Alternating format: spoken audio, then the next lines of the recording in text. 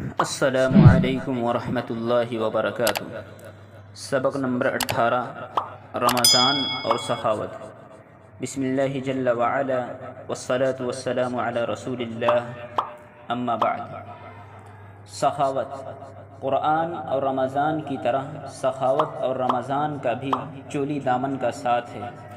ہم اپنے کریم رب سے اپنے پیارے نبی صلی اللہ علیہ وسلم کی شفاعت کی برکت سے جہنم سے معافی اور جنت کے حصول کے طلبگار ہیں۔ رسول اکرم صلی اللہ علیہ وسلم کی صفت سخاوت کیسی تھی اور رمضان المبارک میں اس میں کیا تبدیلی آتی تھی، حضرت ابن عباس رضی اللہ تعالی عنہ کی روایت سے ملاحظہ فرمائیں۔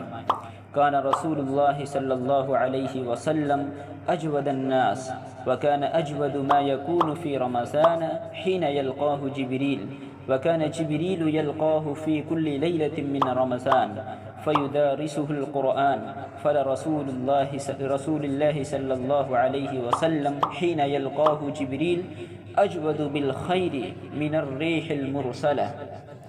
صحیح البخاری۔ ترجمہ: رسول اللہ صلی اللہ علیہ وسلم سب لوگوں سے زیادہ سخی تھے، اور رمضان المبارک میں جب حضرت جبریل علیہ السلام آپ صلی اللہ علیہ وسلم سے ملتے تھے تو آپ صلی اللہ علیہ وسلم کی سخاوت بہت ہی بڑھ جاتی تھی۔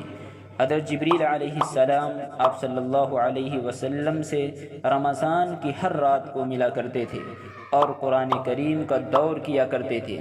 جب حضرت جبریل علیہ السلام رسول اللہ صلی اللہ علیہ وسلم سے ملتے تھے تو آپ صلی اللہ علیہ وسلم کی سخاوت کا مقابلہ تیز ہوا بھی نہیں کر سکتی تھی۔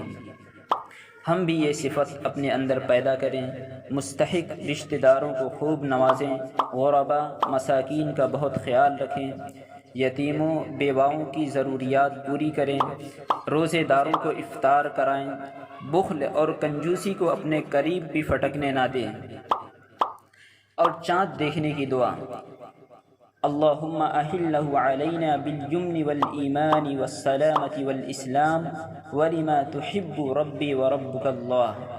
اے اللہ، اس چاند کو ہم پر برکت، ایمان، خیریت اور سلامتی والا کر دیجیے، اور ہمیں اس عمل کی توفیق دیجیے جو آپ کو پسند اور مرغوب ہو۔